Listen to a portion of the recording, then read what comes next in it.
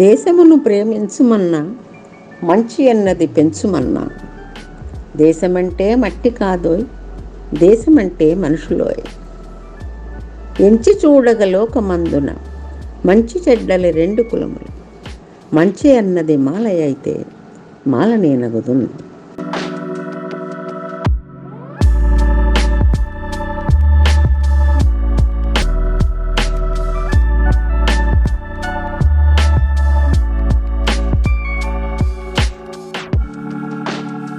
నమస్కారం.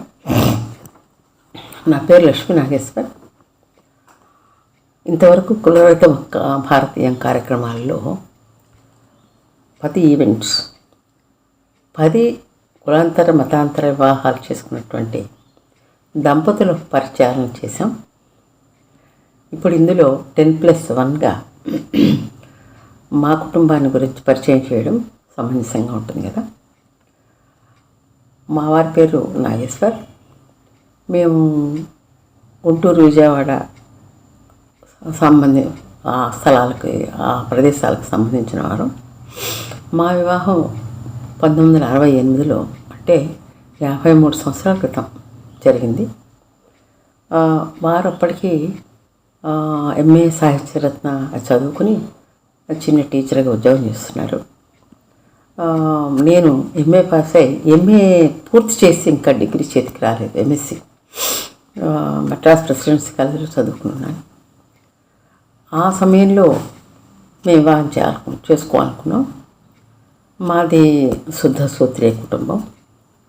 వారు వేరే కులానికి చెందినవారు. మరి పైగా హేతువాది, రేషనలిస్ట్. అలాంటి సందర్భంలో మా కుటుంబం వారు ఈ వివాహాన్ని చాలా వ్యతిరేకించారు. మా చదువు డిగ్రీలు తప్ప వేరే ఆస్తిపాస్తులు, పెద్దల అండదండలు లేవు. మరి సరైన ఉద్యోగాలు కూడా లేవు. ఆ సమయంలో మేము కులాంతర వివాహం చేసుకోవాలని గట్టిగా పట్టుబట్టి సంఘాన్ని, కుటుంబాన్ని ఎదిరించి బయటకు వచ్చి వివాహం చేసుకున్నాం. అయితే వివాహానంతరం చాలా కష్టమైన పరిస్థితులను ఎదుర్కోవాల్సి వచ్చింది. 3 సంవత్సరాల పాటు చాలా అయోమయమైనటువంటి పరిస్థితులు మేము ఉన్నాం. అయినా కూడా మనం చేసినది సరైన పని. మనం ఖచ్చితంగా ఈ వివాహం చేసుకుని దీన్ని సఫలం చేయాలి. ఆదర్శం కోసం చేసుకున్నది, ప్రేమ కోసం చేసుకున్నది.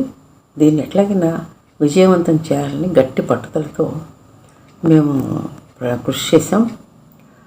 మా వివాహం అయిన ఏడాదిలోగానే నాకు ప్రభుత్వ ఉద్యోగం వచ్చింది. తర్వాత కూడా చాలా ఉద్యోగాలు వచ్చాయి. మేమిద్దరం కూడా 3 సంవత్సరాల్లో మంచి ఉద్యోగాలు స్థిరపడ్డాం. అదే కాదు, మాదేంటంటే మా పేరెంట్స్ ఇద్దరును, అమ్మ నాన్న ఇద్దరు జీవితం అంతా కులాంతర వివాహాలు చేయడానికి, కుల నిర్మూలన కోసం, మత నిర్మూలన కోసం జీవితం అంతా కృషి చేసిన వాళ్ళు. పుణ్యమ సంఘం సంస్థాపకులు. ఈ విధంగా మాలో కూడా అవే ప్రిన్సిపల్స్, అవే అభ్యుదయ భావాలు మాలో కూడా వచ్చాయి చిన్నప్పటి నుంచి. ఇక నేను ఎవరిని ప్రేమించలేదు పెళ్లికి ముందు, కాబట్టి నా ప్రేమ వివాహం జరగలేదు. మా పేరెంట్స్ వెతుకుతున్నప్పుడు కూడా, నా కోసం పెళ్లి కోసం వెతుకుతున్నప్పుడు కులాంతర వివాహం చేద్దామని ఆ విధంగానే వధువును వెతికారు. చాలా లక్కీగా నాకు ఇలాంటి అమ్మాయి దొరికింది. వేరే కులంలో కూడా దొరికింది. పర్ఫెక్ట్ వైఫ్ దొరికింది నాకు. ఈ విధంగా పెళ్లి చేసుకున్నాం. అది అరేంజ్ మ్యారేజ్ అనే కానీ basically arrange love, so that kind of marriage. For me also it was a similar situation. నా పేరెంట్స్ కూడా ఎప్పుడు కాస్ట్, యాక్చువల్లీ మాకు కాస్ట్ అంటే ఏంటి అది కూడా తెలీదు. ours was a defense setup and we never knew what is caste. Parents కూడా ఎప్పుడు మాకు చెప్పలేదు what is caste and all that. So I grew up in that fashion. అందుకని అండ్ ఫస్ట్ టైం కాస్ట్ అంటే ఏంటి అది కూడా టెక్స్ట్ బుక్లో చదవటమే, కానీ మాకు ఎప్పుడు కాస్ట్ అంటే కూడా తెలీదు. Then when marriage proposals, alliances ఇవన్నీ వచ్చేటప్పుడు caste was never an issue. It was only a good family and we found that in them and that's how we clicked. Surprising ఏంటంటే ఈ టైమ్ అండ్ ఏజ్లో కూడా ఇంత కాస్ట్ గురించి ఆలోచించే వాళ్ళు ఉన్నారనేసి అది సర్ప్రైజింగ్. అది ఎందుకంటే మాకు తెలిసిన వాళ్ళు మా సొసైటీలో మా గ్రూప్లో రైట్ చాలామంది ఎంప్లాయీస్ సర్వీస్ చేస్తున్న వాళ్ళు వేరే కంపెనీస్లో పనిచేస్తున్నారు. చాలా మటుకు వాళ్ళందరూ ఇంటర్ కాస్ట్ మ్యారీడే కరెక్ట్, వేరే వేరే రీజన్స్లో రైట్. సో ఇంటర్ కాస్ట్ ఇప్పుడు అది అంతా చూసి ఏమి అర్థమవుతుందంటే వేరే రీజన్స్లో పెళ్లి చేసుకుంటే వేరే రీజన్స్ హిందీ, తెలుగు, తమిళ్, కన్నడ అలా పెళ్లి చేసుకుంటే కాస్ట్ అంత ప్రాముఖ్యత లేదు. కానీ ఒక్కొక్క రీజన్లో పెళ్లి చేసుకున్నప్పుడు కాస్ట్ బయటకు వస్తుంది, కాస్ట్ ప్రామినెన్స్ ఇస్తుంది. సో అది ఉన్నట్టుంది రైట్. ఎందుకంటే తెలుగు వాళ్ళు లేకపోతే కన్నడ తమిళ్లో వాళ్ళిద్దరూ పెళ్లి చేసుకున్నప్పుడు కాస్ట్ ఎక్కువ ఫ్యాక్టర్ లాగా అనిపిస్తుంది. సో కానీ ఈ టైం అండ్ ఏజ్లో చదువుకున్నప్పుడు అందరూ బాగా సంపాదిస్తున్నప్పుడు యుఎస్కి వెళ్తున్నప్పుడు వేరే చాలా దేశాలకు వెళ్తున్నప్పుడు ఇంత కాస్ట్ ఫీలింగ్ ఇంకా ఉన్నందుకు ఏమి చెప్పాలంటే అసలు మెయిన్ ప్రాబ్లం ఏంటంటే మన యాక్టివ్లీ కాస్ట్ ఎరాడికేషన్ అనేది గవర్నమెంట్ మాట్లాడుతుంది కానీ యాక్టివ్గా ఏమీ చేయలేదు దాని గురించి. దానివల్లే ఇదంతా ఈ సిచ్యువేషన్ ఇవాళ ఉందనేసి మనం ప్రతిసారి ఏ ఎలక్షన్ అయినా కానీ మనం చదివేది ఏంటంటే కాస్ట్ బేస్డ్ పాలిటిక్స్ అనేసి right. That is a common factor అది right. So you have any opinion on this? Yeah, I don't know how much of this is to do with the government. I think it is more to do with individuals versus the government in some manner. In a way, people have this whole sense of belonging, but it has reached an extreme. So it is not so much only the government who has to do something. In small ways, in some manner, we also practice some discrimination in our own households. Right? We all think that we've become very modern, we don't have any kind of practice, but in simple ways, like say for example, the girl who is working at our house is not sitting on the same table and eating. Right? So we have not changed that. Maybe we have become a little bit modern, we think we are a little bit modern compared to someone else. So till we really become even more strong that I will not tolerate it, I will not, or I see someone like me does not even know enough about caste. When I saw this movie Article 15, I realized how bad it was. Till that time we were living in our cocoon world. So that also, that we've become very educated, but it is something that we want to be blind to. We want to ignore it rather than do something about it. So in our own world, whatever things are going well, so we think things are good. So I think in some way this whole lack of awareness is also something that is making it even more prominent. Between us, మా ఇద్దరిలో మాత్రం ఎప్పుడు cost was never an issue because we started off that way. Cost less society నుంచే మేము begin అయ్యాం. So it was never an issue in our marriage. కానీ అప్పుడప్పుడు వచ్చేయి, ఎందుకంటే మేము ఇంటర్ కాస్ట్ అనగానే ఒక రకంగా చూసేవాళ్ళు, ఎస్పెషలీ మన వాళ్ళే. కానీ we never bothered and it never affected our marriage. So and because our principles were strong, we believed in casteless society, so it was bound to never affect us. నాకు మాత్రం తను మేబీ ఇంట్లో చుట్టుపక్కల సంఘంలో వాళ్ళు తనకి might have face this kind of thing. And నేను ఈ విధమైన డిస్క్రిమినేషన్ కానీ ఈ చుట్టుపక్కల నాతో పనిచేస్తున్న వాళ్ళ దగ్గర కానీ ఎక్కడ నేను ఎప్పుడు ఇది ఫేస్ చేయలేదు. అయితే మాకున్న కొన్ని యూనిట్స్లో బాగా ఎక్కువ డిస్కషన్ ఉంటుంది ఇలా కాస్ట్ గురించి. నార్త్ ఇండియా పర్టికులర్గా ఇక్కడ అంత ప్రాబ్లం లేదండి. మేము ముఖ్యంగా సౌత్ ఇండియాలోనే ఉన్నాం చాలా వరకు. We never cared for it. మాకు ఎప్పుడు ఆ ప్రాబ్లం అనిపించలేదు. ప్రాబ్లం వచ్చినా కూడా we never cared. I personally do not have an opinion towards this caste system because I have grown up in a very privileged society where people don't judge based on what your caste is. But I have met some people who have been affected by the caste system in a good and a bad way. Actually, I have grown up in a family, నేను ఇలాంటి ఫ్యామిలీలో grow up అయ్యాను. ఎక్కడ caste has never been an issue or a topic of discussion. నాకు ఎప్పుడు caste discrimination నేను face చేయలేదు. నాకు నా identity has never been associated to a cost. నా ఫాదర్ ఇన్కమ్, నా ఫాదర్ పేరు, నా schools, which schools have gone to, which college have gone to, ఈ అన్నితోటి నా ఐడెంటిటీ అసోసియేట్ అయింది, బట్ నెవర్ కాస్ట్. సో ఒక పర్సనల్ స్టాండ్ పాయింట్ నుంచి I cannot answer what is my opinion on the cost system. But based on news articles నేను చదువుతాను, like it may be about reservations, it may be about crimes, it may be about reservations, whatever it is. I believe that we need to achieve a standpoint where everyone is equal. Under lower caste, higher caste, andaru oka equality they have to achieve, be it through privileges that are given to lower caste or some things that are taken from higher caste, whatever it is. We all need to reach a point where manandram equal unnaru, and I think at that point we can comfortably abolish the caste system. This family is very special, and they never force their principles on anyone. Evaraina edaina follow cheyalante there is total freedom. So when you are in such a setup, you never feel forced to do something. Andukani na beliefs, na faith was never questioned by my husband or my mother-in-law or anyone. So I always had that freedom, and his atheism also I never questioned it. So that is the strong point on which our marriage got built. We were best of friends, and our principles were our principles, and no one forced those principles on each other. My family and my husband, all together. చిన్నతనం నుంచి మా కుటుంబంలో ఈ కులం అనేది మేము పెద్దగా పట్టించుకునే వాళ్ళం కాదు. మా నాన్నగారు ఊరి పెద్దగా ఉన్నప్పుడు కూడాను అన్ని కులాలని తను ఎంతో గౌరవించి చక్కగా వాళ్ళని కాపాడుకునేవాడు, వాళ్ళకి సహాయం చేసేవాడు. ఆఖరికి చాకలి మనిషి తీసుకొచ్చిన అన్నం కూడాను మా అమ్మగారు ఎంతో ప్రేమగా నాకు తినిపించేది. మా ఊర్లో మలేరియా వచ్చినప్పుడు నా చిన్నతనంలో మా యానాది అమ్మ నాకు పాలిచ్చి పెంచింది. అందువల్ల మా కుటుంబంలో ఈ కులం అనేది మాకు పెద్ద సమస్యగా ఇప్పుడు అనిపించలేదు.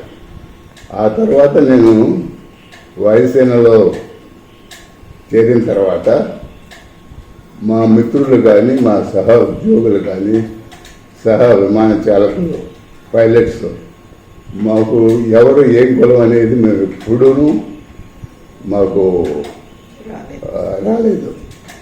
మేమందరం ఆఖరికి నాకు ముస్లిం ఫ్రెండ్స్ ఉన్నారు, క్రిస్టియన్స్ ఉన్నారు, పార్సీలు ఉన్నారు, ఎస్సీలు ఉన్నారు, ఎస్టీలు ఉన్నారు, అందరూ ఉన్నారు. మేము ఎప్పుడూ ఫలానా కులం అనేది మాకు లేదు.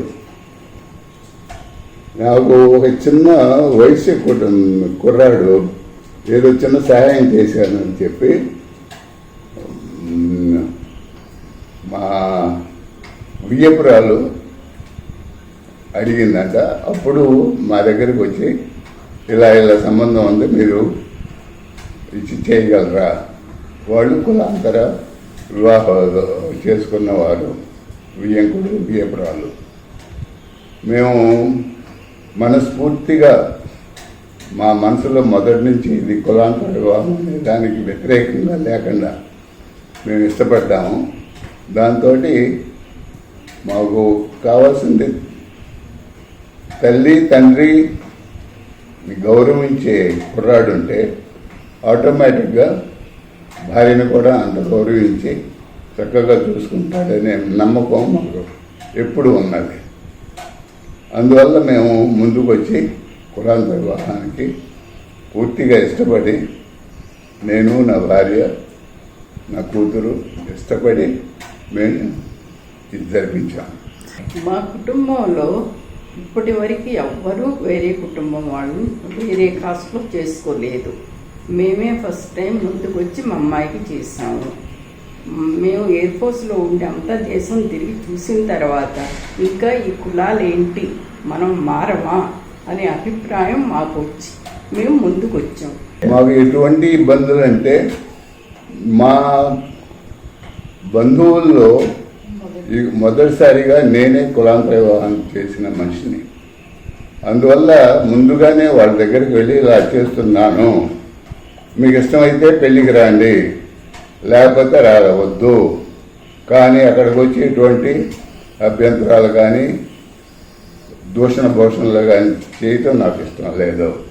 మీరు రాకపోయినా నేను సంతోషంగా చేస్తాను. నేను అది ఒక్కటి తప్పితే మాకు ఎటువంటి అభ్యంతరం కానీ ఎటువంటి జరగకుండా చక్కగా జరిగింది. మాకు ఎటువంటి ఇబ్బందులు ఎదురవ్వలేదు. మాకు బంగారం లాంటి అల్లుడు దొరికాడు, ఈపురాలు దొరికింది. అందుకని మేము ఎంతో సంతోషంగా ఉన్నాము ఈ రోజు వరకు. Because we've had 20 years of very happy married life. Okay, and I guess it will, I had hope and guess it will continue. Right? And so, నేను చాలా మారాను as a person, as an individual, as a, as a husband, as somebody in society. Okay, because culturally చాలా differences ఉన్నాయి, చాలా differences culturally, right? వాళ్ళు north Indians, Hindi వాళ్ళు ఎలా ఉంటారు, ఎలా మాట్లాడతారు, ఎలా ట్రీట్ చేస్తారు అదర్ని, వేరే వాళ్ళని, వాళ్ళ పర్సెప్షన్, థాట్ ప్రాసెస్ ఏంటి, మనం ఎలా ఉంటాం, మనం ఎలా ట్రీట్ చేస్తాం, చాలా డిఫరెన్సెస్. ఇంట్లో ఎలా ఉంటారు, సో చిన్న చిన్నవి, రైట్? మనకి పెరుగు తింటే జలుబు చేస్తుంది, జలుబు ఉన్నప్పుడు, రైట్? వాళ్ళకి చలవ చేస్తుంది జలుబు ఉన్నప్పుడు. చిన్నవాటి నుంచి పెద్దవాటికి చాలా డిఫరెన్స్ ఉంటాయి. సో అన్నీ ఇంకేంటంటే మేము పెళ్ళినప్పుడు అయినప్పటి నుంచి అమ్మ మాతోటే ఉంది, రైట్? సో అందరినీ సర్దించుకుంటూ మేనేజ్ చేసుకుంటూ రావాలి, రైట్? అది సక్సెస్ఫుల్గా చేసాం. సో అమ్మ హ్యాపీగా ఉందనేసి నేను కాన్ఫిడెంట్గా చెప్పగలను, రైట్? అప్పుడప్పుడు చిన్న ఉంటాయి కానీ mostly I think she is very happy. And this is because I was able to bridge the gap. Okay, so నా పర్సనలీ ఏంటంటే కొన్ని కల్చరల్గా సో ఆతిథ్యం ఎలా చేస్తుంది, వాళ్ళు చేసే తీరు అసలు కంప్లీట్లీ వేరే. ఎప్పుడు వచ్చినా కానీ చాలా ఆతిథ్యం ఉంటుంది, మనం కొంచెం తక్కువ ఉంటుంది మనది, రైట్? సో అది మారింది, రైట్? అలాగే చాలా చెప్పచ్చు అంటే, but what I can say is that definitely I have improved for the better and made a better person because I married somebody who is different from me. I think what I feel personally is that the younger generation needs to take the lead, and they are taking the lead. In some ways, the social causes are very, very important to them compared to, say, people in our generation. We were more about how do I be successful from a wealth point of view. How am I successful from an economy point of view? But say, for example, if you look, if we are not teaching caste to our kids, if we are not teaching religion to our kids, that is one way to for them to become a little more neutral. The other way is you teach them all religion, you teach them all caste, right? Both sides work. That either you don't teach them at all, and that could be one way of learning, or you teach them a lot. Then they get to make a choice about how things would be. So that is one that discuss it. It is very important to have some discussions. We cannot also brush everything under the carpet and pretend that it does not exist.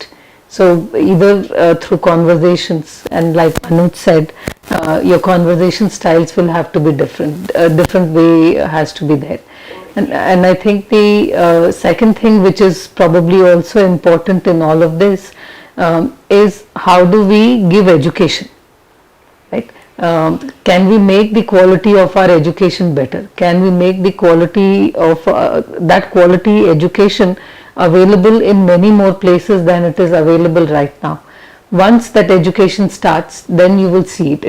It is not going to be an overnight revolution. It will take several years still for it to overcome. So that's how I look at it. ఈ సందర్భంగా నేను చెప్పేది ఏంటంటే, కులాలు అనేవి మన సంఘంలో ఉన్న ఒక దురాచారం. ఇది సమాజాన్ని నిచ్చెన మెట్ల స్థాయిలో పైనుంచి కింద వరకు విభజించి ఉంచింది. దీనివల్ల సమాజంలో సద్భాగం, అనగారు సరైన విద్య, వృత్తి, సంపద, సదుపాయం, సరైన విద్య అభివృద్ధిలోకి వచ్చేటువంటి అవకాశాలు లేక అణచబడ్డారు. ఈ విధమైన దురాచారాన్ని మనం సంఘం నుంచి పోగొట్టాలి. అయితే ప్రతి సంస్కరణ ఒక చిన్న అడుగుతో ప్రారంభమవుతుంది. అదే దాని ప్రభావం సంఘం మీద చాలా ఉంటుంది. క్రమక్రమంగా సంఘంలో మనం ఆశించిన మార్పు వస్తుంది. ఉదాహరణకి వీరేశలింగం గారు వితంతు జనోద్ధరణ ప్రారంభించినప్పుడు సంఘంలో పరిస్థితులు ఎలా ఉన్నాయో మీ తరం వారికి తెలియదు, నాకు కూడా తెలియదు. ఆయన గురదాడప్పారావు గారు రాసింది, వీరేశలింగం గారు రాసిన ఆ రచనలు చదివి మనం ఎంత ఘోరంగా ఉన్నాయి ఎప్పటి పరిస్థితులు అని అనుకోవాల్సి వస్తుంది. బాల వితంతువులు ముఖ్యంగా ఎంతో కొంత ఆ అవతల అత్తగారి కుటుంబం నుంచి కొంత ఆస్తిపాస్తులు ఉండి కూడా వాళ్ళకు పుట్టింట్లో మరి ఒక బొట్టుకి, పువ్వుకి, అలంకరణకి, సరైన తిండికి, గుడ్డకి కూడా నోచుకోకుండా అతి దారుణమైన పరిస్థితుల్లో బతికేవారు. వారి తాలూకు ఆస్తిపాస్తులు ఆ అన్నదమ్ములు వాళ్ళు అనుభవిస్తుండేవారు. ఇలాంటి ఘోరమైన పరిస్థితుల నుంచి వితంతువులను ఉద్ధరించాలని చెప్పేసి వీరేశలింగం గారు ప్రకారిణి సమాజం అని ఒక సమాజాన్ని స్థాపించి వితంతువులు ఇంట్లోంచి వెళ్ళగొట్టబడిన వారిని ఇక్కడ చేర్చి మరి సమాజంలో ఉన్నటువంటి సంస్కారవంతమైన భావాలు కల యువకుల్ని చేరదీసి మరి సంస్కరణ భావాలు ఉన్న పెద్దలు కూడా వారికి అండగా నిలిచారు. అప్పట్లో వారికి పునర్వివాహాలు చేసి వారికి కొత్త జీవితాన్ని ఇచ్చారు. అప్పట్లో సమాజం దీన్ని వ్యతిరేకించింది. అంటే వాళ్ళు ఏ కుటుంబానికి ఆ కుటుంబం చాలా మనసులో సంతోషించారు, మన ఆడపిల్ల సుఖంగా ఉంటుంది, చేస్తుంది, బాగుంటుంది అని చెప్పేసి. కానీ సంఘం మొత్తం పాటిస్తూ ఉండడం వల్ల దాన్ని వ్యతిరేకించారు. కానీ దానికి ఆయన భయపడలేదు, ధైర్యంగా ముందుకు సాగారు. ఏ సంస్కరణ అయినా మనం చట్టం చేసినంత మాత్రాన పోదు. ఈ చట్టాన్ని ప్రజలు అంగీకరించి ఆచరించినప్పుడే అది పోదు. ఏ సంస్కరణ అయినా మనం ఏ దురాచారమైనా చట్టం చేసినంత మాత్రాన పోదు. ఆ చట్టాన్ని ప్రజలు అంగీకరించి ఆచరించినప్పుడే పోదు. అటువంటిదే వితంతు పునర్వివాహాలు, మరి కులాంతర వివాహాలు, మతాంతర వివాహాలు కూడా. కాబట్టి నేను చెప్పేది ఏంటంటే, ధైర్యం చేసి ఆర్థిక స్థాయి కలిగి పిల్లలు చక్కగా విద్యావంతులైన పిల్లలు ముందుకొచ్చి వివాహాలు చేసుకుంటే మన సంఘం నుంచి కులం పోతుంది. ఈ సంఘంలో ఉన్నటువంటి ఈ దురాచారాన్ని తరిమి కొట్టడానికి ఇది ఒక్కటే మార్గం. మాలాంటి వాళ్ళందరూ మీ వెనకాల నిలుస్తాం. మీరు ధైర్యంగా, అయితే ఆషామాషి కాకుండా ఈ వివాహం చేసుకున్నాం, దీన్ని మనం విజయవంతం చేయాలి అనే పట్టుదలతో కృషి చేసి పైకి రావాలి.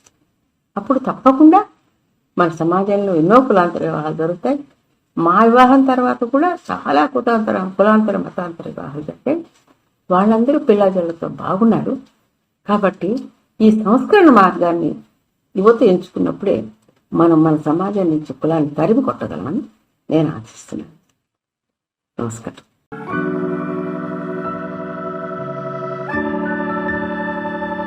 కులమతాలు గీచుకున్నట్టు గీతల జొచ్చి పంజరాన కట్టుబడను నేను. నిఖిలలోకమెట్లు నిర్ణయించిన తిరుగులేదు నాకు, విశ్వనరుడ నేను.